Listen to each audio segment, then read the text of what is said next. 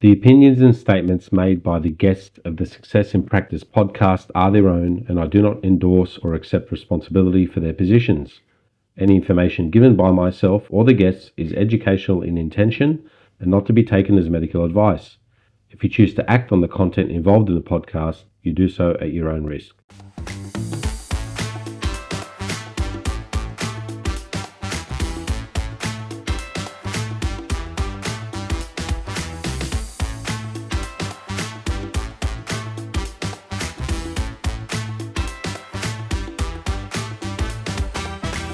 Okay, hello everyone. Welcome back to another episode of the Success in Practice podcast. Today I'm joined by Robert Korac. Rob began his osteopathic studies in 2015 after he completed a medical science degree over at the University of Western Sydney. So he finished that in 2015, then headed off to Lismore and did the undergraduate there at the Southern Cross University. In 2018, he then went to Victoria and completed his master's in osteopathy at Victoria in 2018-19. And then he came back to Sydney, where he grew up, and decided to get into the practice of osteopathy. He worked at he had odd jobs and did a bit of painting to make ends meet until Rob finally landed at our clinic. And I've been working with Rob since 2020, and I thought today I'd have a chat to Rob and get his thoughts on his own development, because I'm interested in that, and I'm interested in highlighting, I think, the development of early career osteopaths. I think that's important. And so Rob now is still working with us at one of our clinics, and he's also started his own clinic this year over in Pennant Hills, Sydney. So Rob's also married with one child or two children. I should have known that. I should have known that.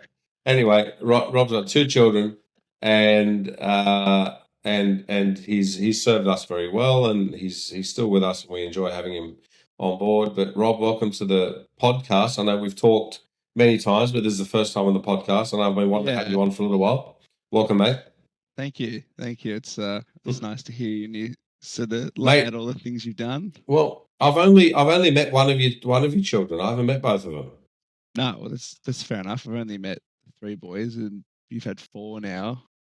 Well, yeah. It's in my defence, that was last week with our 4th. I haven't had a chance to formally introduce her to the staff. No, that's fair enough. Yeah. So our baby girl Susanna, she's only a week old as we're recording this podcast. So welcome to the world. I'm very happy, man. Finally having a little girl of my own, so that's good. But mate, you've been a listener to the podcast, and I've been wanting to have you on. So welcome. Thanks for joining us tonight. Thank you for having me. That's all right, mate. We'll get to the development of your early career soon enough. But first of all, tell us about you. Tell us about your backstory. Tell us where you grew up, how you grew up, school life, early kind of teenage life, how that shaped you. Give us a rundown on what made you you. Yeah, so I grew up same house. Parents still live in the same house. They're together. I grew up in actually about 10 minutes from where I bought in North Parramatta, and I sort of grew up as a super active kid, just couldn't sit still. But I think every great osteopath story, I always used to get injured. So I was always at the chiropractor, and I think sort of went to the chiropractor ever since I was a kid. And then as that sort of progressed, we I went to 5 different schools. So I sort of went from being a public school. I went to a prestigious private school for probably 3 years. That was a really interesting sort of time in my life. Where was that at? I went to King's. So my dad. Oh, King's boy. Yeah. So my dad grew up pretty poor, and he was like, well, if I send him to a good school, that'll, it'd be really good for his sort of development, networking, stuff like that. So it was interesting going from being the richest kid at school to the poorest kid at school. So, I grew up playing a lot of footy. My brother was much better than I was, which is really frustrating because I tried much harder than he did. So we were pretty active kids. Just grew up and just went to school, really normal childhood, really super boring. Both my parents, they loved me. They supported me, all my dreams. My dad was really a big reason I sort of pushed me towards osteopathy. So we'd seen a chiropractor, and then we sort of told about this guy in Eastwood. So we went and saw him. He still practices there, actually, David Sparovec. So that was pretty cool. So I sort of started seeing him. And then I think even from a really young age, I sort of was like, oh, it's a really cool like job sort of thing. So, I had it in my head, I did some quick maths on sort of how many patients he sort of saw. And, I was like, looks like that could be pretty good, pretty lucrative. So I sort of went down that pathway of sort of pursuing it.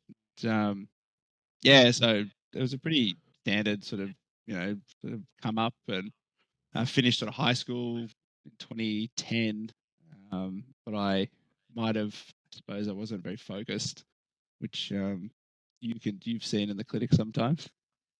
I did that, and I sort of didn't get very good marks. I lied to my parents. I told them I got like in the 70s, but there was a program at Western Sydney in 2010 that if you lived in area, they gave you 5 extra bonus points to go to the uni. So Yeah. I started in chemistry. I did that in chemistry. I was very bad at it. Didn't enjoy it. Stuck with it. Got into medical science because I had a sort of a free transfer across courses, and then got into sort of the human sciences. Sort of started to really enjoy it. Got some momentum. Passed the course. I decided sort of all through this time I was trying to become a football player. Very unsuccessfully. I was not very that good. So I gave that a go for 6 months, and I think after my 3rd knee surgery, I was like, maybe football's not for me. So I put all my eggs in the osteo basket. Sort of, I suppose, late inquiry into the course in sort of June. I think I inquired May the 30th, and I got into the course on sort of maybe June the 10th or June the 11th. And then I moved my life in 3 weeks and just haven't really looked back since. So it's been like a long build. Like I was at uni for 8.5 years, and I sort of really found my passion sort of in osteopathy. I went from a 2.9 out of 7 GPA student to like a 6, which was, I suppose, linked to the fact that I actually really enjoyed the whole science of osteopathy. So, yeah, I mean, it's not a very exciting childhood, but a lot of mediocre athletics and a lot of love. It's all that's I guess that's all you need, mate. Like it's pretty much the same story I hear from a lot of, especially young men who become osteopaths. So it's nothing unusual. So tell me, you went to medical science, but then was it always the idea to move into something that would allow you to do something, or did you just have a crack at medical science? Just To see it's a what it was means like. to an end at that point, because I think it was a foregone conclusion that I was going to go to university, and I was going to be the first person in my family to go to university, and I was like, well, I should go. I had the idea that I would like to go into osteopathy, but I think at the age of 18 or 19, moving away from home would have been a very, I suppose, I don't think it would have gone very well. Just because of a maturity point of view, I probably would have blown it, not being able to live at home, living away, stuff like that. So actually growing into my 20s and sort of getting a full degree under your belt, learning how to study, learning how to manage time, cook, clean, and then leaving home at 22, I think. So, which isn't that young, but it was a pretty big leap living at home with mum with a magic fridge and the house that cleans itself. So it was, it's a pretty it was always the idea, but it wasn't always wasn't the path of least resistance, put it that way. It was a bit of a sort of a winding road. I find that the whole mindset, especially the immigrant mindset of the first person to go to university, right? It's like finally one day that someone does go to university, and it's like poor people figure out that they're actually not stupid. Yeah, that's it's really you're not interesting. you're not stupid. You're just poor, right? And Poor, right? right. And so when you think Yeah, when you figure that out, then you go to university, and then as soon as one person does it, it's like, oh, it's easy now. Everyone can do it. It's not a problem. Yeah, no, it was yeah, it was a pretty big milestone, I think, for my whole family. My grandmother came here in '61 on a boat and didn't speak English and worked at like cable makers and record companies, and my dad was a house at divorce from the age of 4, which didn't happen back then. So that was a really Yeah. interesting sort of thing. And then mum actually grew up probably just as poor as dad, and she was going to go to university, and she had her dad died, so that was sort of Mm. thrust her into the workforce. So she sort of went from on the track of being maybe a scholarship student to just selling encyclopedias as the first job. So Well, definitely, yeah, just poor, not stupid, right? Like, not definitely, stupid, 100%. yeah. These people actually quite smart to get on a boat and go to, hey, I think I need to go to a better I can place. make this here. Yeah. Ironically, my grandmother probably actually left a good life. She had a Yeah. worse life if you ask her. But Yeah.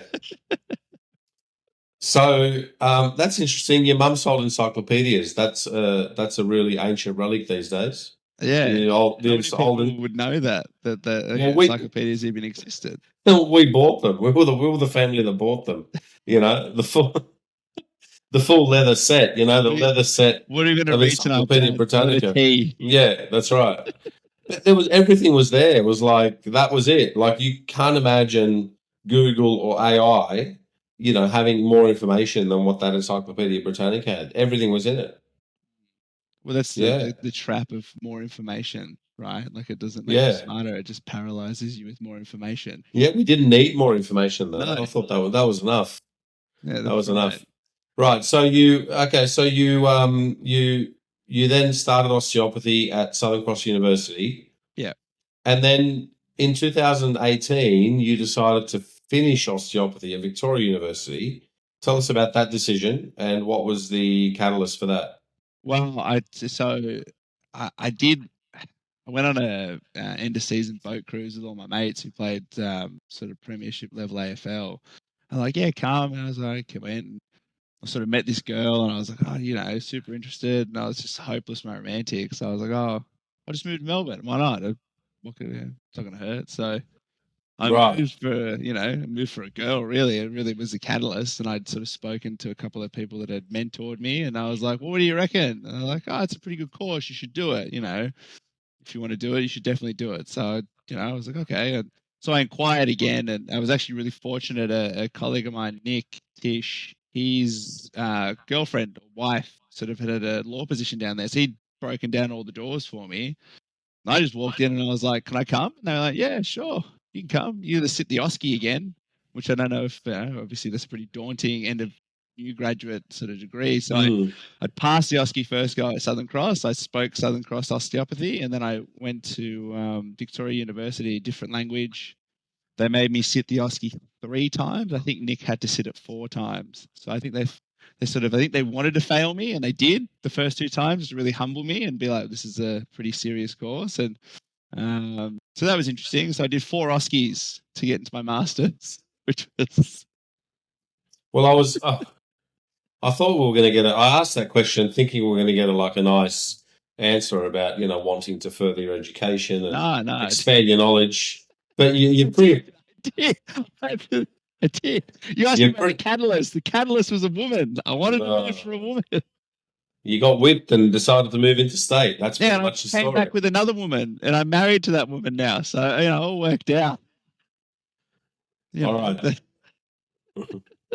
Look, we will get to the point where Rob actually gets to be quite a successful practitioner, but get into that point soon. And so, okay, well, since you experienced both courses SCU would have been more so in its infancy, and then you experienced the VU Masters course.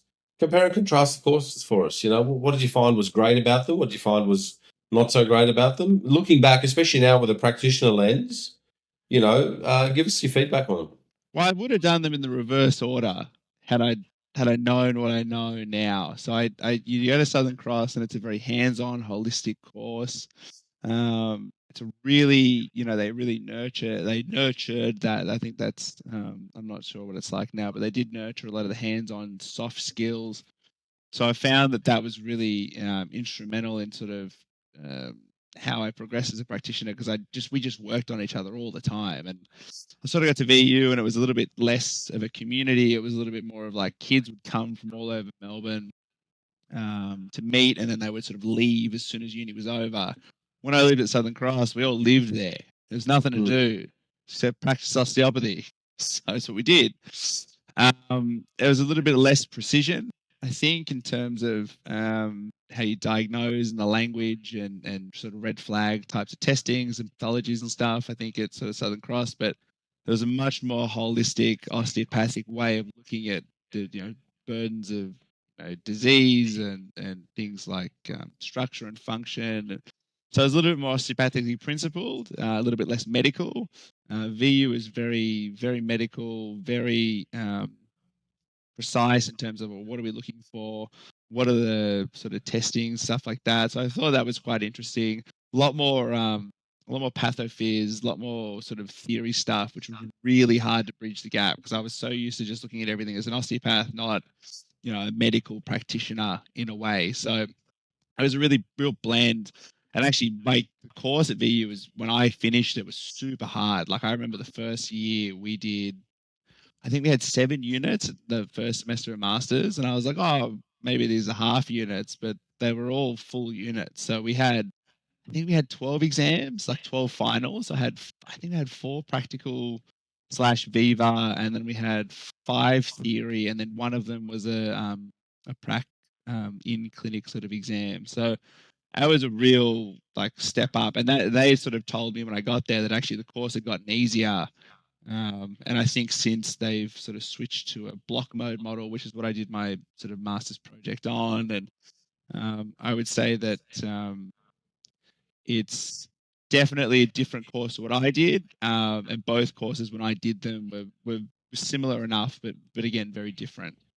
So the VU course was very very demanding and a lot more. It's hugely demanding. It far exceeded my own expectations, and it was actually probably a good thing, because it really taught me how to work really hard. And I was, fortunate enough that I'd sort of lied my way into a sports trainer job, having sort of told them that I was the head sports trainer at Southern Cross University, when I just got them to buy me a table, and I used to just drink beers and strap ankles every Saturday.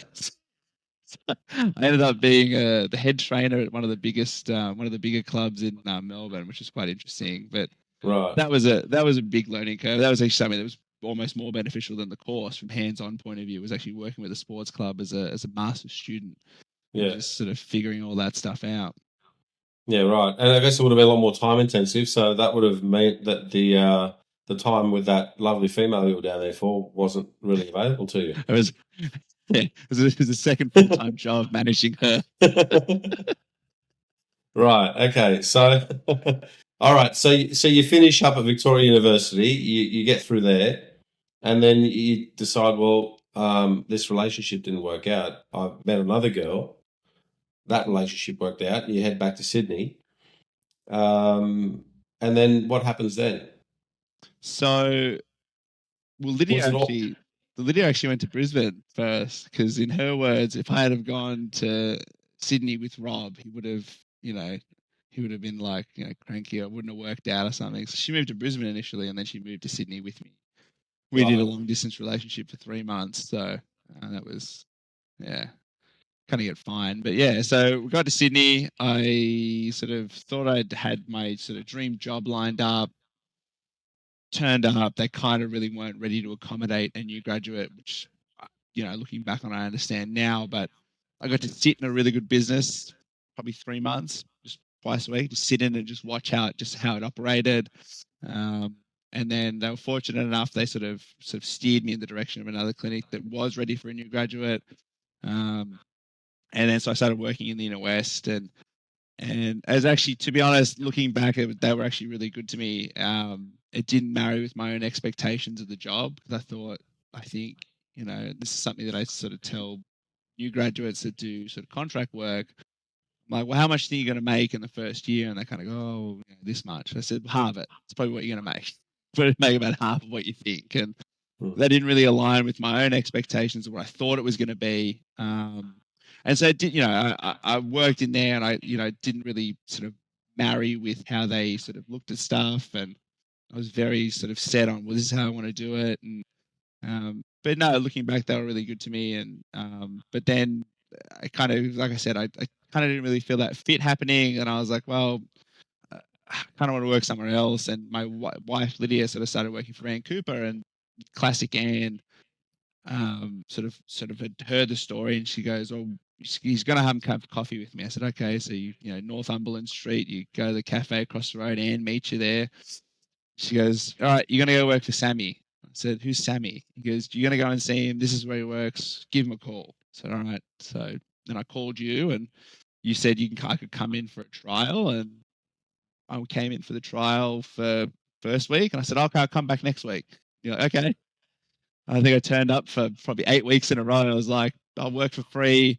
Just want to, be good at my job. And you're like, okay, cool. And I just kept turning up. And then you were like, we'll give you a job. Probably don't have room for you, but we'll give you a job. So that was pretty good, I thought. So that was pretty big moment in my life. Looking back at it now, sort of having my wife work for Anne, and then Anne putting me onto you, and we're now 4.5 years, I think. We've worked together now. Yeah, 4.5 years. That's right. So, all right. Well, let's talk about that time when you first came in, and what did you see? Like, what did you see at the clinic that made you, I guess, attracted to wanting? I mean, because you've already had experience at another clinic, and you said that it wasn't really the right fit, although they were nice to you and they treated you well, but for you, it wasn't really the right fit. What is it that you saw that made you think this is what I want to do or where I want to be? I think first off, I think I sort of saw you, and I was like, I really liked how you approach things, and you sort of treated things with a lot of conviction. And then every time I asked you a question, there was a level of certainty that gave me confidence in the answer, right? Whether, and usually it's right. Look, most of the time it's right, and completely right. But the way you approach the patients, and sort of just levels of certainty that you sort of have really gave me confidence in you as well, and scalability. So I looked at, okay, well, I want to get busy. I want to, I want to see more patients. How am I going to do that? And, when you look at the ceiling for somebody, okay, well, I want that. How do you get that? So, and it's not, oh, well, it turns from, oh, I'm doing it because I want to make heaps of money. And it turns into like, well, this guy's obviously really good at what he does. There's a level of success associated with the fact that you are busy, and there's people just constantly sort of coming into the clinic and leaving happy too, which is the other thing. It's like, can't fake that. You've been there for so long. So I think the other thing too, from, I suppose, a business point of view is, there's just systems in place. So it's, now, which is, it's very hard to leave sports med. I walk in, everything's done for me. I treat the patients. The girls at the front rebook them.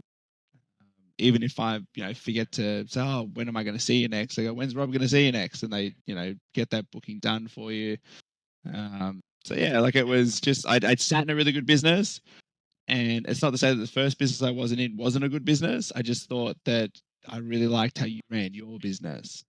And that's given me a lot of, I suppose, guidance, looking again retroactively back at, well, how do they do things there? Okay, well, they do it like this. So yeah, I suppose in short, it's certainty, it's systems, it's scalability, um, and it's, and it's just a general passion for what you do, which is, I think, uh, sometimes maybe we sort of lose that, or some people do lose that along the way, that you still, you get up and you want to go to work, which is how I feel, which is why I still work. And that was the other thing too, is your work ethic. You work 6 days a week, and I couldn't fathom that at the time because I wasn't working 6 days a week. And now I work 6 days a week, and I can't fathom not working 6 days a week. So Yeah, right. Okay.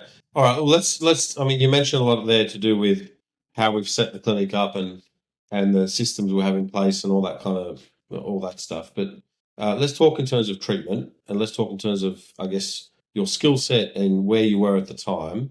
Take us back there, and what are some of the things that you felt really anxious about? Like, what is it that you thought that you had trouble with, or you weren't sure about, or from a treatment perspective, what were some of the things that created anxiety for you as an early career osteopath? I think a lot of it just comes from it's just confidence at that point. 'Cause it's I had a reasonably rough start. It was didn't really have much momentum. There's a lot of self doubt, I suppose, when you're sort of looking at a problem.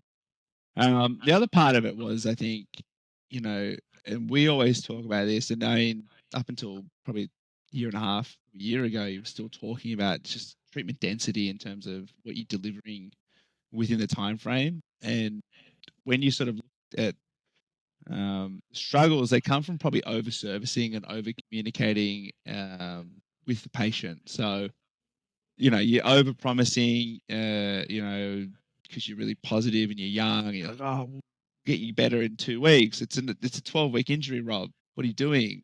You're setting up this person to fail just purely based on your own ignorance and confidence, not confidence, but just your own ignorance on sort of what's required, because you see someone come in and they're distressed, and then you become stressed, and then you're both stressed. You don't have a solution. They're looking for a solution, and then you sort of end up not burning patients, but they sort of very slowly retreat and see someone else, sort of thing. So, and the other part of it as well is just seeing things for the first time and just not knowing what to do. You just go look at it and go, oh, shit, I don't know what that is. And then panicking because you don't know what it is. And then they pick up that you're panicking, and then then it sort of changes the whole energy of the relationship. So, there's probably they're probably the two or three main ones: confidence and just over communicating and over promising and over enthusiastic about overreactive to the patient. Because I think I used to see people come in very distressed, and I would get very distressed. I really want to help this person, and it's actually the last thing you want to do when you're sort of looking at someone who's got a particularly bad pathology in their body.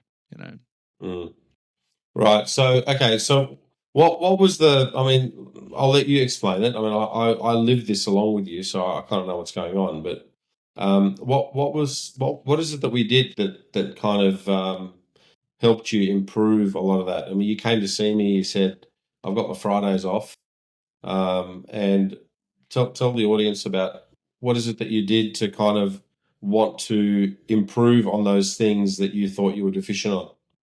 So just in terms of like soft tissue stuff, I mean, I approached you, and I said, well, can I come be your assistant? I need to get better at this. And the only way I'm going to get better at this, because we worked on different days, is if I'm around you enough that you get the little things over time, and I can get my volume up with the patients. So a really hard part when you start is like, how do you get better? See more patients.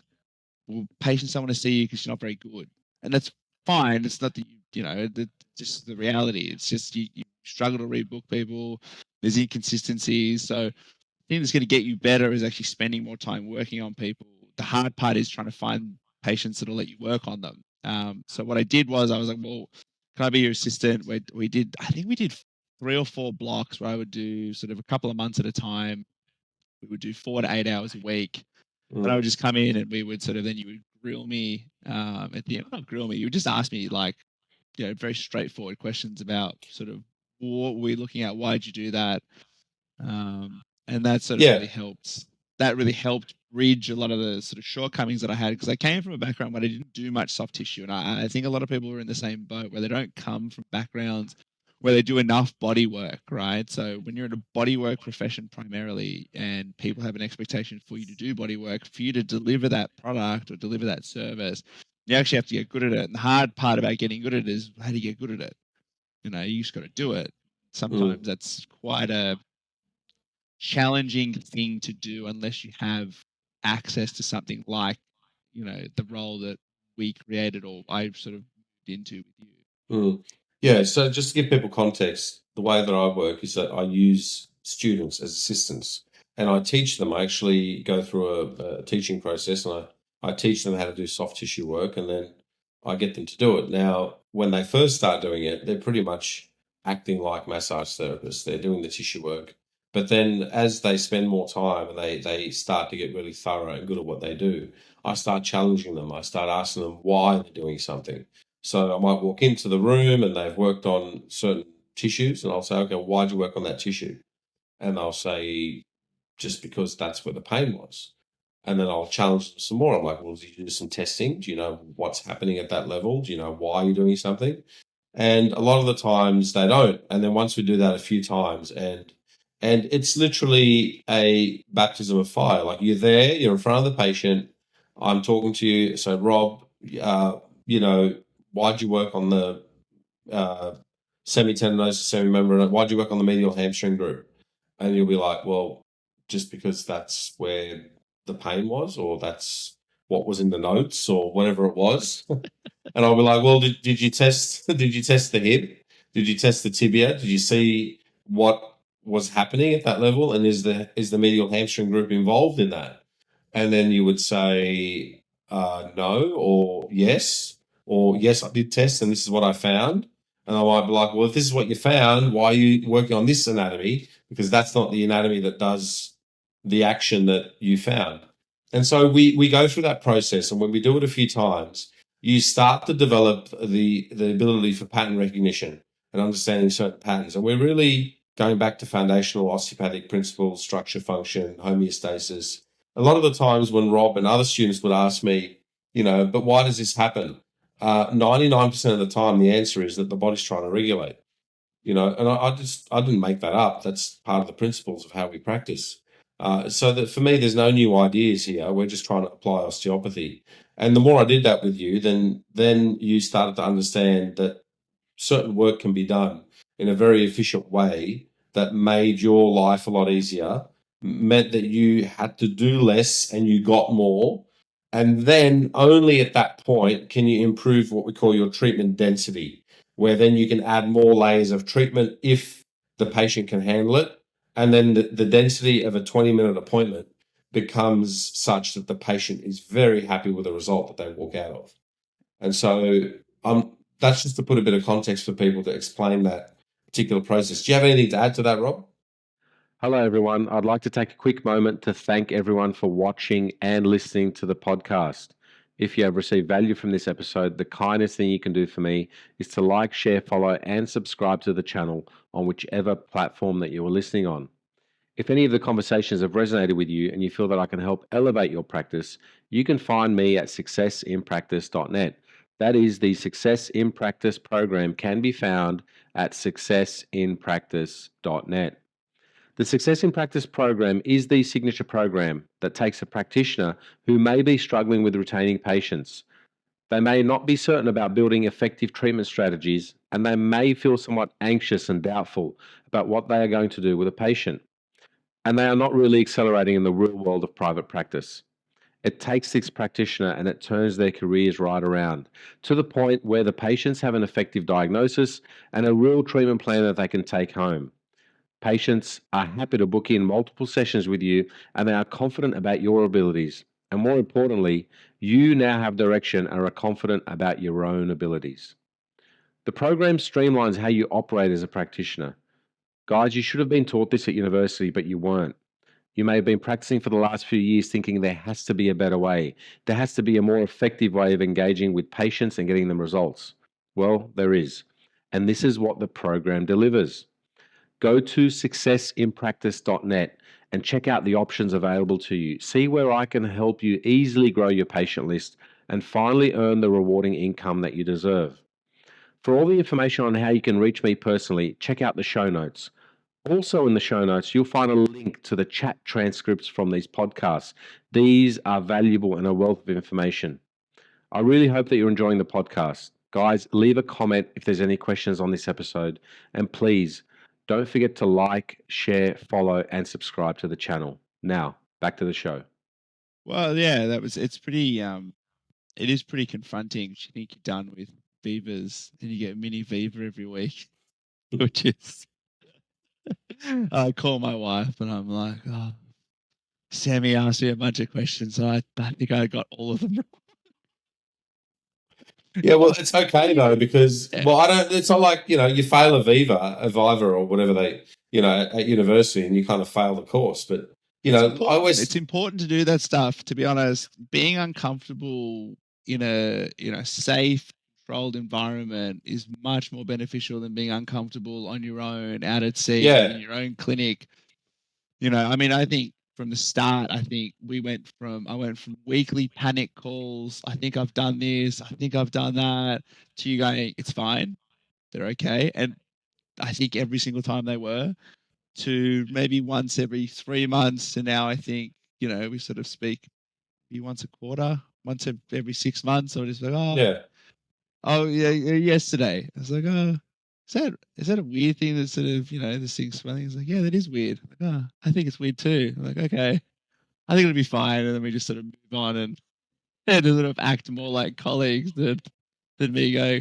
So Sammy, I think this has happened with the patient. Are they going to be okay? And you're like, yeah, they're going to be fine, Rob. It's okay. Just go to bed. yeah. Get some sleep. Yeah. So the that process, what I was saying, I always say to the student, it's better that you get stuff wrong when you're under the guidance of somebody, rather than not asking the question, not failing, and then fail when you get out there on your own. It's a lot harder, right? Yeah. So it's that whole process is important, and this is one of the reasons why I'm such a big fan of internships, because I think done the right way, they can serve as a really good tool to help people just hit the ground running once they get into their own, or just to work on their own and have responsibility over their own patients. Well, I've said that from the beginning. I was pretty jealous when I started working there, and they had different students, and some of them stayed on, some of them didn't. I said, like, guys, I do this for free. What do you mean? Like, he's paying you to do this. Like, you're getting money to like do the thing before you're supposed to make money doing the thing. Mm. I was always like, I would have been so much further ahead just knowing what I know. But bridging the gap, we did that over probably 18 months, and I became quite competent. And then over the last 2 years, it's really Yeah. started to.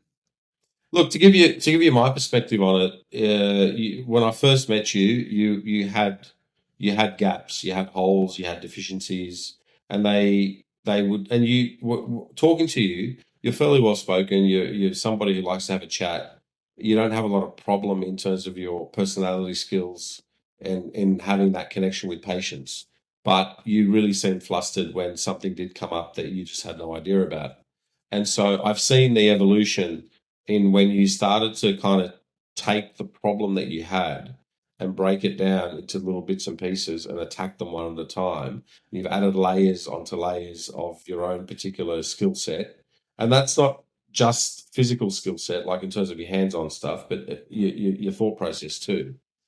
You've developed into quite a very good practitioner who's able to stand on his own 2 feet. And now that you're starting your own clinic, could you imagine doing that when you weren't where you are now? Like, imagine doing that at the beginning. No, definitely not. I think part of the success of my clinic is I make enough money at your clinic and I've had enough experience at your clinic. I've had enough volume at your clinic. Because we always talk about volume, right? It's just volume. Just everything's volume. Just got to get, volume in your treatments, volume in terms of patients. You have to see 1,000, discogenic low backs to get good at treating them. Because, you get every version of it. It's fine. You're just going to do this, you're going to do that. And then nothing becomes daunting. So then my whole thought process for probably the last 18 months and probably the 6 months leading into me starting the business was, Sammy's not going to be there, which is fine. I mean, I could call you if I wanted, but are you going to be able to like actually focus on business? Because this has to be automatic. Like the osteopathy has to be automatic. It can't be on home thinking about 4 patients going, oh, what's going to happen with, them or him or her, or because then that distracts from what you're actually trying to do, which is set up a business with systems and all these other things that go into running a business. So yeah, I would say that that's been sort of the biggest sort of improvement for me as a person and as an osteopath is just being confident in my own ability and being confident in what I can deliver as well, and being, pretty honest in my appraisal and honest in the work that I do. And you do that enough times, it makes it very easy to just work in your own business. It's like I don't need the work. I want the work. I don't, I actually have a third contract that I work as well, but again, it's just cash flow. It's all cash flow. So, it's actually today was my busiest day in 8 months. We had 18 or 19 appointments booked today, which was, I mean, I didn't think it was going to get that busy that quick. And, we've done that the same way, really, sports med built it, which is just word of mouth, just doing good work. I had 3 people from the same family today. I had, have 4 people from another family this week. Like that's just sort of how it's gone. And so to answer your question, yeah, I would say that I probably couldn't have imagined it at the start being the way that it is. But, now that I've done it, I mean, it's been pretty, I think, exceeded my own expectations of what I thought it would be, especially in this early or this quick. Good. Okay, so looking back at, I guess, where you were and where you are now, and then looking at your education, do you think that there could have been anything that was offered to you as a student, whether it was an undergraduate or a master's student, that would, I guess, help bridge that gap that you felt you had when you first started? Was that something? Do you feel that's a really personal thing that you had, or do you think that's something that a lot of people had and it just wasn't addressed in education? I don't know. I think I can speak for my course. I think they give you the information. Really, I mean, volumes and volumes of it. I think do the hands-on stuff. I think probably maybe actually doing more practical hands-on based learning for hands-on based professions probably going to benefit people, or having some pathways set up to I suppose marry the science with the art, because I mean that's what we are, right? It's medically driven, medically guided, scientifically guided information that's then married into um, you know managing people. Um, but yeah, but in terms of it being a personal thing, I just love it. I've loved it since I was a kid. And I think, where people end up is very much derived from their love for what they do. So I don't know if you can, create that, but I think certainly having some level of partnership or internship, like for instance, like you should be able to substitute clinical shifts with internship shifts, right? Like if someone wants to work with you, then you should just go and work for them. And that should be a part of the course in some way, shape, or form. Like your driver's license, right? Like you're going to do 140 hours. They make you do the clinic shifts, but they don't really fill them because they won't market that I can't market. So it's really hard because you see one patient. VU particularly was barren. Like I used to go to Werribee. No one wanted to go to Werribee because it's Western Melbourne. So I'm from Western Sydney. It's fine out there. I used to be fully booked. I met the requirements for patients and for hours. I mean, there are people just basically just poking each other for 4 hours, like students poking each other for 4 hours at the city clinic. Be lucky to see 2 patients. They fudge all their books and get all their things signed off. But I would say that having some kind of maybe pathway or internship, or some kind of partnership, some description where you're actually working in a clinic, it should be mandatory in a way, right? Working in a student clinic really is not I don't think it's sufficient. It wasn't sufficient for me. I was busier than everyone else I went to uni with. Yeah, right. So what do you think it was though? What do you think the student clinic lacks that gives that you think you need? Just lack Right. people. But Lack even if human that beings that want to get worked on. Like they can't, that's the main problem with it. But when you had people and you were seeing patients, do you think the process itself was conducted in a way that you got the best out The of it? process of all osteopathy at this point, from my understanding, is that it's 30 to 40 minutes. If you book in time, not outcome, um, it is very much, this is how we do it. This is how you do it. And if you don't do it like that, there's you just a no good money chaser or something. I don't know. But it's like you have to do 40 minutes, you have to do 30 minutes, you have to do an hour. And I'm not a high massage. Not they're not paying me for the minute.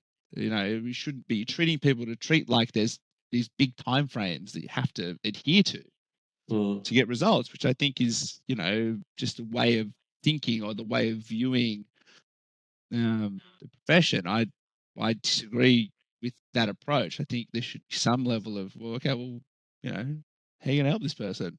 How long is it going to take you to do? And then, if it takes you 40 minutes, it takes you 40 minutes. If it takes you 20 minutes, it takes you 20 minutes. If it takes you 10 minutes, it takes 10 minutes. It doesn't matter. Like the whole sort of thing is driven home by, consensus dictates that this is how we treat. You have to do that. If you don't do that, then you're doing it wrong. And I'd say that that's a real problem. When you're young and you're starting off, you probably need the time, but it doesn't take Bob down at Bob Jane T-Mart's the same amount of time to change a tire as he did when he started. There's better ways of doing things, right? I mean, it doesn't take him an hour to change a tire; it takes him 5 minutes. I'm not saying that that's the scalability, but you know what I'm saying? It is a level of, you can only see 4 patients in the clinic time. That's it. If you see more than 4, then that's you're doing too much. So was that one of the pennies that dropped for you when you came to see us work at the clinic? Yeah, look, it's how do you apply the stuff that we're doing in a way that's effective and creates a change for that person. Like I don't people like I've been doing 20 minutes for 2.5 years. Not one person's ever complained ever. Oh, well, you didn't spend enough time with me. Never heard that. Yeah, look, people may not complain. You might get people that don't come back, and I'm sure not all of our patients come back because we're not right? perfect. We're not perfect, right? And so that could happen, which probably does happen, and that's okay. There's nothing wrong with that. But that means that patient didn't get an outcome. It doesn't mean they didn't get the time. No one's ever complained about the time.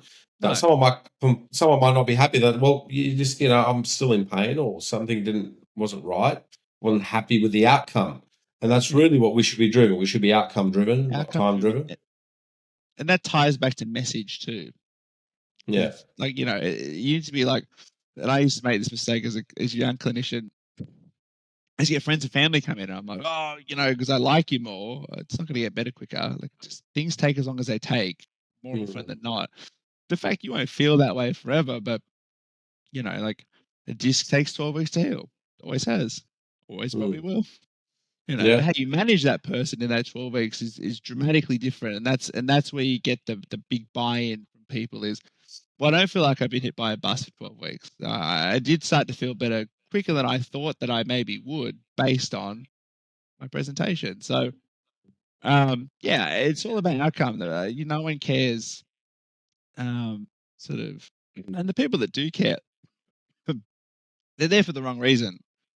What was the line you used to say? It was 60% of people just need a bum tap and a hug. 30% of people need some work, and 10% of people need an osteopath.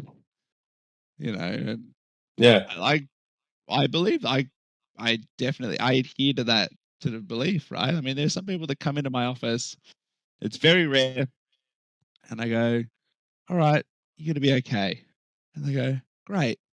I'm like, "When should I come back?" I'm like, "Whenever you're ready." It happens very rarely, but it happens. And they go, "Okay, I'll see you," and they never come back. Yeah, right. But that's one in a 1,000. That one. Right. Okay. So one of the other things I wanted to discuss with you was When you spoke to me a little while ago about wanting to do some assistant work, uh, and you said to me, "Look, I'm struggling a little bit," and you asked me what's going on, and I told you that you had a problem with your density. It's like you weren't doing enough in the treatment, but you thought you were doing enough, but you weren't actually doing enough. And it wasn't just the amount of work that you're doing; it was more to do with the intensity that you were applying, trying to do that, and doing enough work at that level of intensity to get the outcome that you were looking for. At that point, as a practitioner, and I guess me as a practice principal, I'm looking at your patient numbers, I'm looking at your rebooking rate, and I'm talking to my receptionist. I'm asking, well, what's going on here? This patient was seeing Rob, and now they're not. What's going on? And the receptionists know they're not. They kind of have all the information. And it was at that point that, like, that was a turning point for me and for you, because at that point, had things not turned around for you, I was getting ready to say this isn't going to work out, right? And now you, as a your own business owner, you'll have that in front of you as well, because you hopefully one day have your own associate and your own people that you know. But to your credit, you went chasing it, right? You came and you saw me, you asked me, what's going on, and I gave you what the problem was. I laid it straight out for you. You then volunteered your own time and your own effort, and that's not nothing, right? Because uh, we've discussed on the podcast with other people about some of the deficiencies in education, which I think are there, but ultimately, those deficiencies will hopefully be addressed. But that's out of our control, right? What is in our control is that we go chasing osteopathy, we go learning about it and wanting to be better. And I think that's what you did at that point. You at least admitted that there was a problem, and then you went and chased it, and you got better.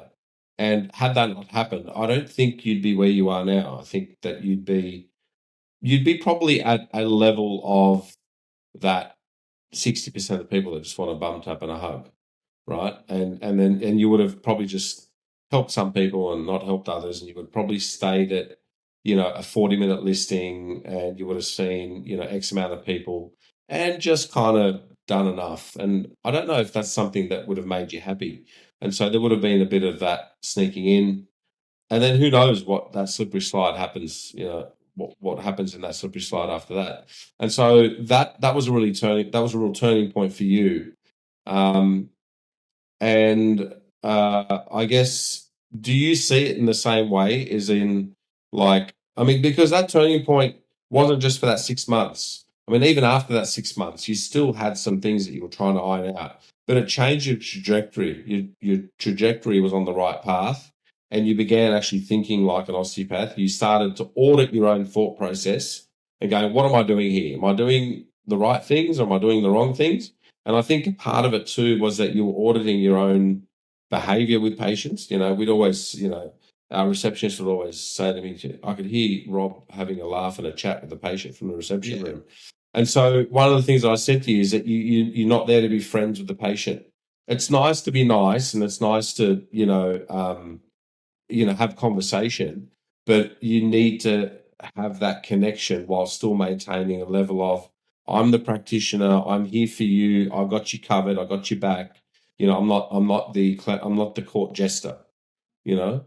And so It's makeup for incompetence when you start, really. 'Cause it's like, right. oh, I just want the patient to like. Patient likes me, they'll probably come back. Hopefully, they'll come back, and that the distraction from work that you're doing, right? And so Yes. like you sort of get more into the idea of getting them to laugh, because they laugh, they feel better, hopefully. But that's what I mean when I'm sort of talking about the over communication, the over service.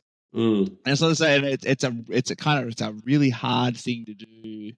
We talk about like treatment density, talk about density of conversation, or quality of conversation with the patient. I mean, I can catch up with a person in a 15, 20-minute appointment now and still feel like we had a really good interaction, but very focused on the work, and that the mm, appointment becomes less about me making them laugh and more about, okay, well, what's actually going on in your life. And again, it's part of that too is how you then uncover, you know, actually why someone's here, right? Like it's, I think the other day we sort of started talking, did the initial sort of getting through. I'm like, oh, what else has been going on? What's happening on the weekend? So I've been hanging Christmas lights for 3 weekends in a row, and I was like, you got thoracolumbar back pain, and you're pretty unfit. No kidding. And he's like, oh, I think it was a go-karting. I'm like, I don't think it was a go-karting. I think it's you've been on a ladder for 3 weeks, or 3 weekends in a row. But that comes with time, and that's probably 20 minutes into the appointment. He discloses that. I'm like, oh, well, there's your problem. Just stay off the ladder this weekend. Yeah, well, I know that's simple, but the connection is a lot deeper. Yeah, right? that's what I mean. It's a very sincere response. It's Yeah, it's authentic, it's sincere, and it's a lot different than you just kind of hallowing and bellowing out, conversation that's distracting you. Yeah. That's distracting you from the work that you have to do. And so that dropped for you. I think when that dropped for you as well, that took you to another level. Well, Leanne, your office manager, who's my work mum, I asked her, so I asked you and I asked her, and she was just as upfront as you were, and she said, well, basically you look like shit, right? You're not dressed well. You need to dress the part. You need to be more cordial with, and you're in the corridor with me, and you hear, hey, you going? Hello? Come through.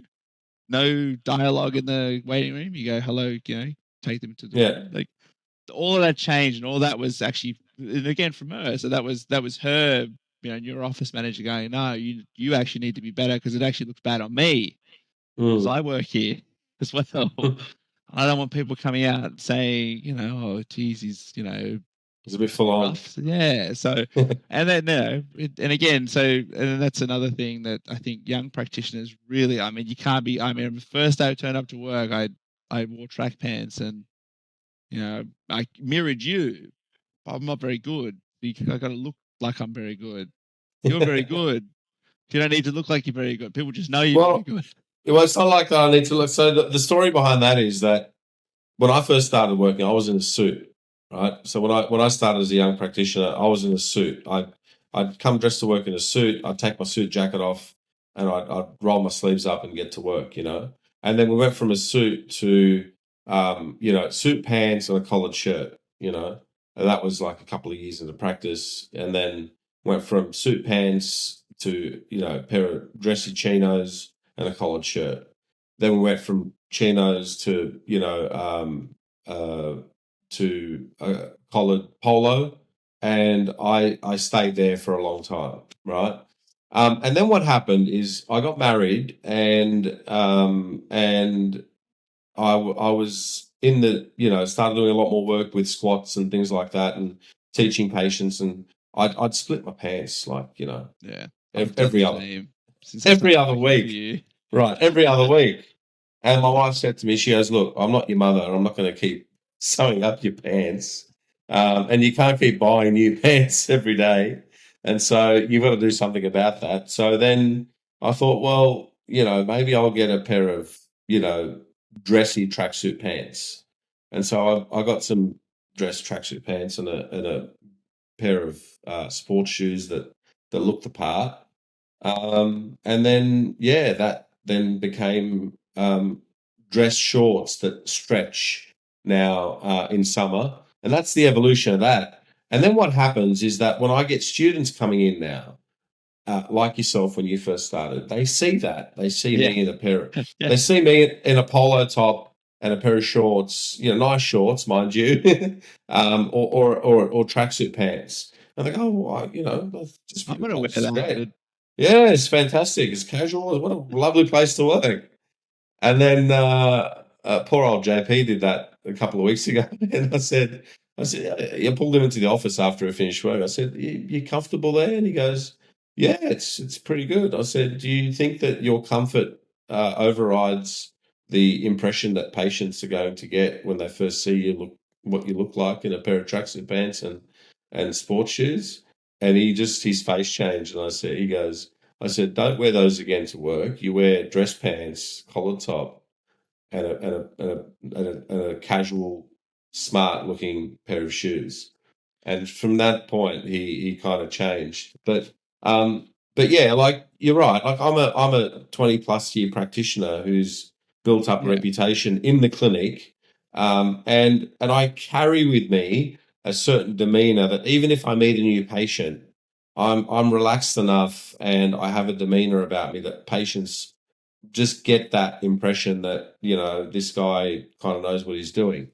When you're a young practitioner, you're first year, second year, third year, fifth year, sixth year, seventh year out, you know, you should be wearing something that says to people, I've got my shit together, you know, like I've done everything I can to get to be the best person I can be at, you know, and so stand with your shoulders straight, you know, put on a nice shirt, put on a nice pair of pants, and if you're a female, do the equivalent. You know, and make yourself look the part. You know, put your best foot forward, right? Because why would you want to start with a step in the wrong direction from the start? Yeah. Well, that's the other Right? thing too. It's first impressions usually, like, you know, and that's why we put a lot of effort in at the clinic. From the moment they walk in, it's scripted. Just, you know, hello, how you going? Here's your paperwork, fill it out. And that's the same thing when you start. Like, you have to create your own systems when you're a young practitioner. And I know it sounds boring and it's hard, but how you greet someone, you got to greet in the same way every time. Hello, hi, whatever your word is, come straight through. I mean, the script, well, not the script, but like the cue was always, oh, how'd you go find in the clinic? And they go, oh, you know, it's fine. I live locally. Or you got to give yourself some level of routine as to how you're going to, you know, greet that person. And you do it enough times and it becomes very automatic. It becomes very natural. Yeah. But anyway, I think it's really overlooked how you look in the clinic. Like I've man, there's a couple of people that I've, you know, they've been in clinics that I've worked in. Just you got to look the part. You got to dress in such a way that reflects your skill set as well a little bit. You know, I mean, I admittedly have been lax. I wore a t-shirt and shorts, so I guess yesterday, but I was fully booked, so I gave myself the day off. Yeah, I learned that getting one of the first things that you can do with a patient as they've walked into your clinic for the first time, as you meet them, is get them to say no to something, and that automatically puts them in a position where they feel like they've retained some of their own authority, and that's a really good place. I learned that from reading that book by the FBI negotiator. And he said, you know, you're better off getting a no from a patient than a yes first up, because it helps them retain some of their authority. So an example would be like, you know, was it really hard to find the clinic? No, it was fine. It was fine. It was easy, right? So like something like that, rather than saying, you know, oh, this was easy to get to, wasn't it? And they go, yeah, it was easy, right? You're better off saying, you know, did you have trouble parking? No, it was fantastic. You got parking at the back. You know, so that no kind of helps them retain some of that power in that balance. It is a pretty daunting experience, right? I mean, most people that I've met either have never, like, first patients don't even know what the hell we do. These people just come on blind faith from, you know, a referral from a friend, and they go, oh, what's the difference? Yeah. Like all the time. I'm like, oh, okay. Like, I mean, like, you walk into a GP clinic, you kind of know what you're going to get. You walk into a physio clinic, you kind of know. You walk into a dentist, you know what's going to happen. You walk into an osteopath, a lot of the times you don't know what they do. You don't know what they're going to do. And everything from the point that they meet you at to further from that is a surprise. And so you just want that to be as comfortable for them as possible. And that makes the experience a lot better, and it allows you to do your job more efficiently and actually get better outcomes. So that's what that's all about. But yeah, so putting your best foot forward, definitely something that we kind of changed early with you, and that's made a big difference for you. And so I think I'm seeing you again today. We're recording, and today's Tuesday. I'm seeing you tomorrow, and I'm sure you'll come to work tomorrow in a suit. Actually, I was thinking that. Hello, everyone. Just a quick break to give you some information on where to best find me. The first place is the private Facebook group called the Successful Practitioner Pathway. I've set up this private group as a place where practitioners can go and get tips and advice on how to best accelerate their practice and improve their clinical practice skills. The second place to find me is at successinpractice.net. That is where the Success in Practice signature program is housed. You can find more information about me and how I can best help you achieve success in your practice. So, the two best places, the private Facebook group, the Successful Practitioner Pathway, and successinpractice.net. I will link to both those places in the show notes. So, for more information, please see the show notes. Now, enjoy and back to the show. Collar top and Yeah, I could see me attempting to do that, I think.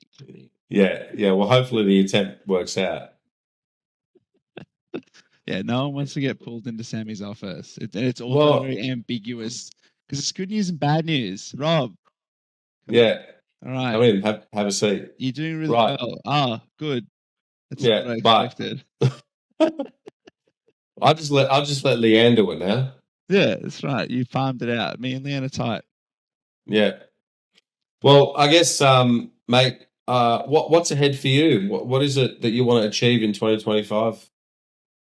I think just consolidate, and that's the other thing that it probably didn't manage very well in terms of the last 2 years. You're always trying to jump, just make jumps, and that's fine, but you have to settle into stuff, and it has to sort of happen organically over time. So, progression as a clinician, I've gone from 20 to 30 to 40, and then you sort of sit at that 40 bit for a while, and you go to 50 and 60, and then you sit there for a while. You got to let stuff sort of ruminate. And I think where I'm at now, it's, I always just say I'm going to have my biggest week ever at the end of my 5 years this week. I'm going to have over 100 appointments, but I want to do that every week. I don't want that to be like I saw 100 patients once in 2024. I don't want that. I want to have that level of consistency. And then in that comes that, how do you manage, I got a growing family, I got my own business, I got stuff that, more stuff that I'm doing and I'm busy at, but how do you manage all of that together? And sort of sitting in that space for 6 to 12 months is then what sets it up to then go, okay, well, we go again. So yeah, I would say that this year is just about consolidation in terms of, well, am I getting consistent outcome? Are the adjunctive cares that I'm providing really helpful? Do I want to expand and have an assistant? Do I want to, either look at opening a second location? I don't know what that looks like towards the end of the year, but the reality is for the next little while, I definitely want to sit in the space that I'm in, just have a really good start to the year, and then just sort of really get some really good cash flow, really good money behind me, so then I have options to sort of, expand my role with you, get another location. The world's sort of the oyster, but the main goal is to sort of just really sort of sit in the space and just be consistent and keep doing the things that I suppose got me here. And I think that's some of the things that how you act when you don't have anything is, I think, really important. Because when I was at uni, I really was disciplined. I worked out all the time. I didn't go out. I was very fixated on result because I didn't have anything. So that's what I wanted. And then when I sort of started my career, I got very distracted, and that reflected in my practice. And I think since I've had my second child, really made my own health a real focus, and that's really guided. I think is the sort of, because I really did this. I've really middled, and now I've just last 6 months just really sort of taken off from that standpoint. So yeah, I think in a roundabout way, I just want to just keep where I'm at, and then just slowly build into the next 5 years, really.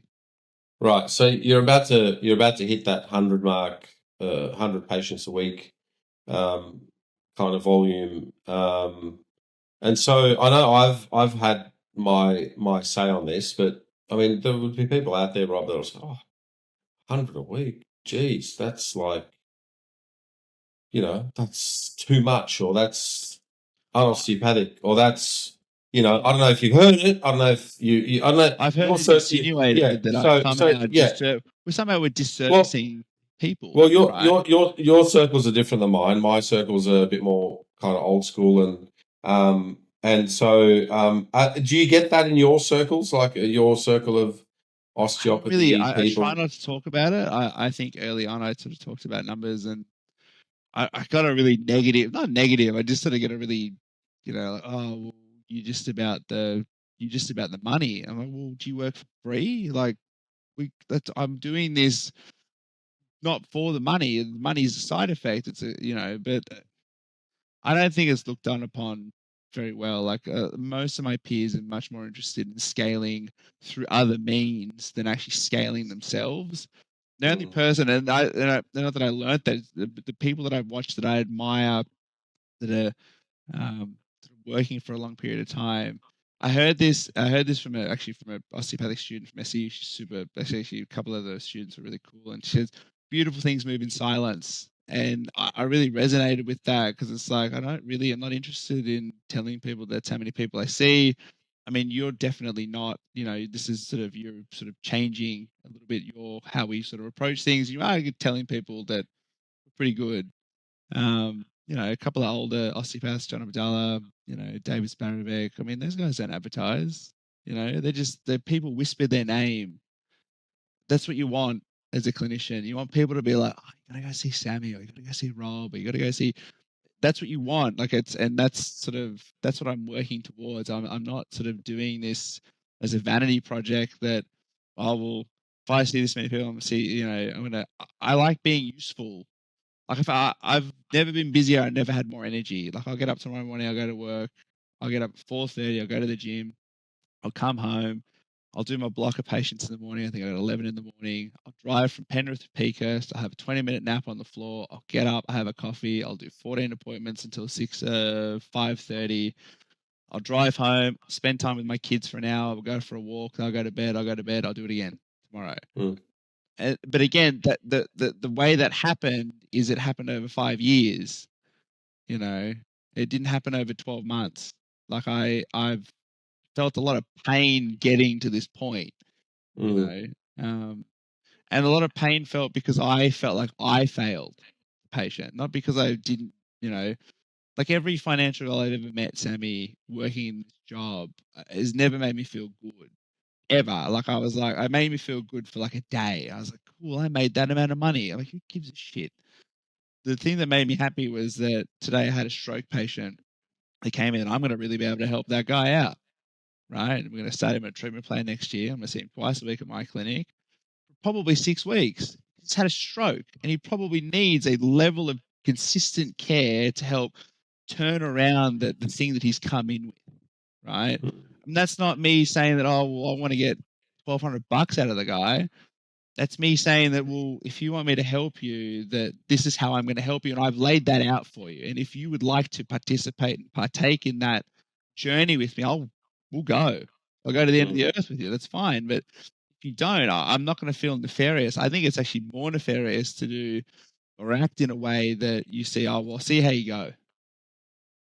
mm. It's that. I'll see how you go. I'll see you next week. If you give someone a plan, like imagine someone came and quoted your deck. Well, how long is it going to take? Oh, well, see how it goes. How much is it going to cost? I'm sure I that's don't happened know. before. Yeah. I don't know. It costs what it costs. So, look, yeah, I think there is, it's nice to be able to say that, but, you know, that'll novelty will wear off. I just like being busy. Because Yeah. when you're not busy, you actually become more fatigued because you think about, why am I not busy?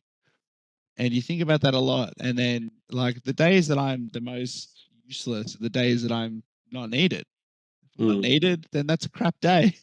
And I'm sitting there. Yeah, but look, every practitioner that I've interviewed for the podcast that's gotten to a place where they're very, very happy where they are has gotten through, they're kind of the 40 years in the desert of doing lots of volume. And volume is so important. I'm stressing this so much. Volume is so important for getting your skill set up to a level where you can then really relax into what you do and be the best kind of practitioner you can be. I think people think 100%. people need time and experience. We always say you just need time and experience. If you're so, I mean, I'm going to come out and say that if you're a practitioner, you've been practicing for 10 years, and you're still treating for an hour, that's literally 8 patients a day for 10 years. Whereas if you're somebody who's been practicing for 4 years and you're already seeing 60 patients a week or 70 patients a week, you're going to have a lot more experience than the person that's been out there for 10 years. Years don't matter as much as volume does, right? And maturity matters. That's important. I think people at a later stage of their life who have matured a little bit and have the volume under their belt tend to do a lot better. So that's important. But you can't speed that up. But go out there and get the volume, and don't think of it as it's not a money grab. It's an experience grab.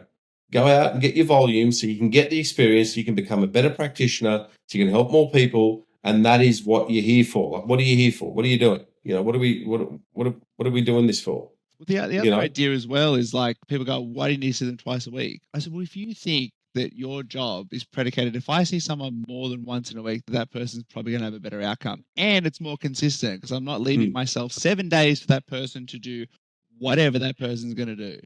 Yeah. Because the variability is enormous, right? I'm actually banking consistent response, and I'm also mitigating bad response. Yeah. Sorry. Well, sorry. One of the earlier conversations I had with Nick Lucas, and Nick said that I think he was talking to somebody who was either a GP or somebody who went and worked at a clinic where there was just the clinic was fully booked out all the time, and he said that he found this GP wasn't booking people as consistently with as much, I guess, with as much rigor as what they would normally do when they weren't busy. And he pointed to the fact that, usually people that are really busy don't go about overselling treatment. Now, I think the context to that is that if you're very, very busy and you've got a waiting list of people, the idea is that you don't just tell people, let's see how you go and come back whenever you want to. That's still not good care. The idea is that you give people a plan, you let them go and book in that plan that you want them to do. And then, you either raise your prices, right? So that you can see people the people that are just there for the fluff, they'll go away. Or you spend more time or learn how to scale what you do, whether you use assistants or whatever it is, so that you can then see more people. Now, if you don't want to see more people, if you're just happy at a certain level, so look, my body can't handle more than 60 a week or 50 a week. There's nothing wrong with that either. Like, it's not for everybody, right? But it's not you just accept that you're going to be at a certain level. If you're going to be at 40 patients a week, you can't shit on other people that are doing more than you because you're not willing to do it or you don't want to do it, and that's fine. I'm not like, yeah. If you want to go and if people want to do what they want to do, that's fine. I really bemoan anyone that, like, I'm really interested in people that are doing interesting things or that are doing things that I'm like, that's really impressive. How do you do that? Not, you must be doing that in such a way that is tricking people. You know how hard it can be to lie to people, especially 100 people. Yeah. I can't even lie to my wife. Lie to 100 people. Well, John Abdullah mentioned that. He said, I asked John that same question. He said, well, if you're really interested in learning how I do it, come and I'll show you, And people that are honest and have an integrity about their own questions will actually seek out what other people are doing and what other people are doing well. And I guess that's what you did when you were kind of at that turning point. You kind of like, well, I'm not doing something right, Sammy. What am I doing wrong? And then you went and you sought that out, and you offered yourself and your time, and you turned a corner, and here you are. So that's that. And I think, the volume. I'm just trying to. I don't want to get off track a little bit, but the volume is really important to people listening out there. Try to get as much volume under your belt when you are at an age that you can handle it, right? Like, it gets harder as you get older. It doesn't get easier. But you do get more accustomed to it. Your body kind of tempers to it. And, you become 40 more efficient at delivering. You become more efficient. So, 40 patients is hard until you do 50. 50 patients is hard until you do 70. 70 is hard until you do 90. 90 is hard until you do 100. And 100 is hard until you do 150, right? So, it's like at what point do you want to stop, which is fine. But you need to get that volume under your belt. And if you can do it at a young age, and get that experience kind of up, you can then make your own choice. So look, Fiona Pete said this very, very wisely when I spoke to her, that she was seeing 70 a week for a long time, and she felt that just really pushed her.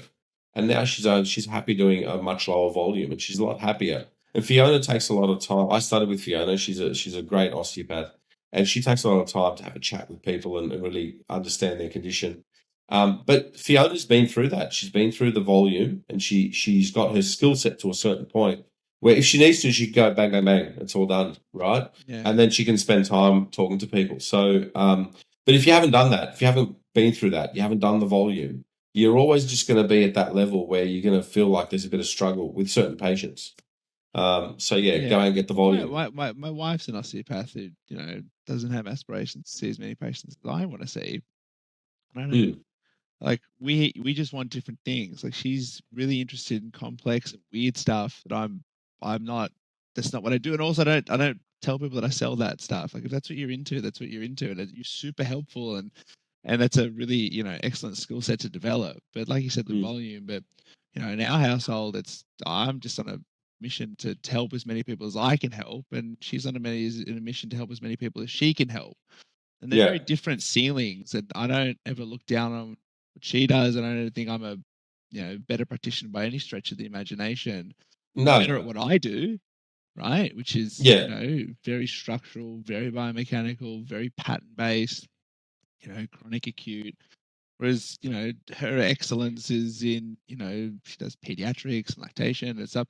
So there's no animosity from me towards her or anyone that does what they do. I suppose the thing we're maybe trying to convey is that, like, if you want more, go and get more. Like, if you think, if I want more than what I've got, then there's a way to do it.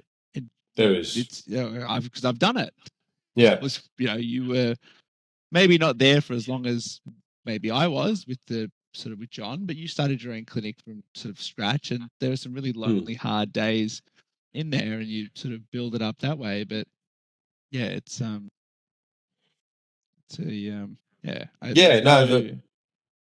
that example with you and Lydia is perfect. Like that's two different pathways, and both of them are correct, and both of them aren't in opposition to each other. I mean, like, she's always right and you're always wrong, but that's another story. I mean, it doesn't matter how many patients I see, I'm still like, I come home and tell her I saw 400 patients. She's like, yeah, come on, go take the bin out.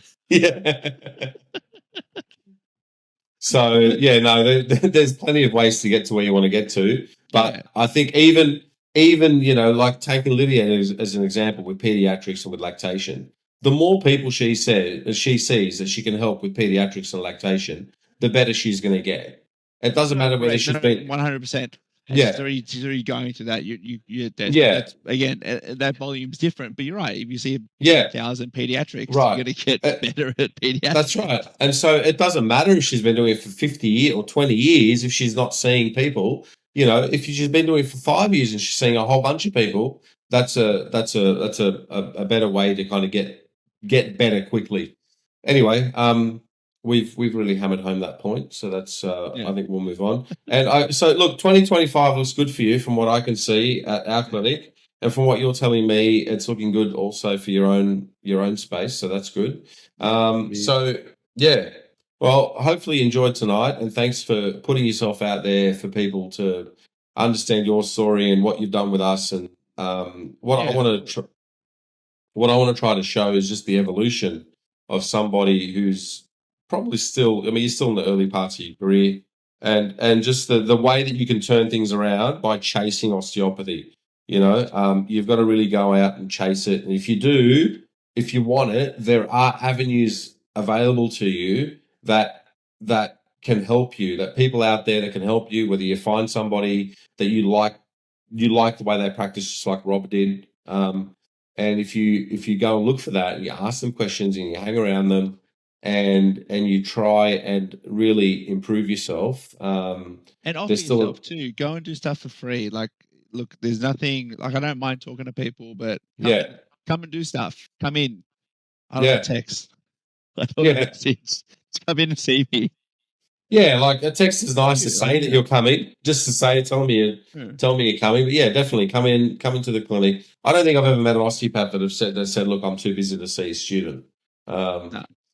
Yeah, We if all you love are, it, right? Most of us love it. I mean, if the student came and called me up and was like, "Oh, what do you do?" I'm like, "Come in, just watch." yeah, I don't know of anyone that's. I mean, there's probably a couple of dickheads out there, but but I don't think I've met any osteopath that has said no to a student that's called them up and said, "I'd love to come and observe what you do," and then later on said, "I'd love to work with you," and all this kind of stuff. So that's always flattering to hear. And I guess the advice to students and younger career osteopaths is don't be afraid to go out and search for that. I think you'll be surprised of how you can turn a corner really quickly when you align yourself with somebody that you think can get you to where you want to get to. And be open to the fact that you're probably not very good, but like you gotta, be open to the fact that you can improve in a lot of areas. Yeah, Like it's. I think one good thing about osteopaths, and especially the younger students that I've talked to, is that they understand that. I think that's a pretty good thing. I haven't met many of them that kind of think that they know it all or know everything. And I mean, most of the very experienced practitioners I've discussed on the podcast, I've had on the podcast, they're of the same thing. They still feel like they're students. Talking to Rudy Gerhardt, like who's doing all this spin doctor stuff with dizziness and he's doing courses and teaching people, and he's still a student himself. Like he just loves it. And so I love seeing that. I love talking to people who are like that. And when I see it in a student, in a younger person, I'm drawn to it. So that's one of the reasons why we started that Success in Practice course as well, is to get that and have that available to people to pursue and use that as a mechanism. And I guess that's what you used because you did it, but you did it in a very informal way with me. I hadn't really put the program in place as it is now. It's a lot more structured now. I was the test dummy, really. Like, I was like, what if this is going to work? Yeah.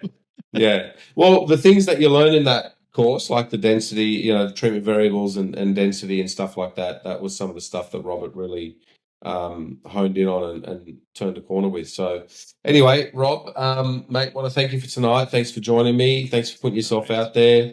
I know it's probably at work. Past your bedtime. I'll see you tomorrow dressed in nice. Very fast. I got to get up at 6 and I got to be gone by 6. So. Yeah, make sure you got your good pants on tomorrow, mate. All right. So that's just every tomorrow. Yeah, maybe that's enough to me. I think it's 36 in Sydney tomorrow. So anyway, hang on the line with me. Hang on the line with me. But to everyone else, have a good evening, and I'll catch you on the next episode.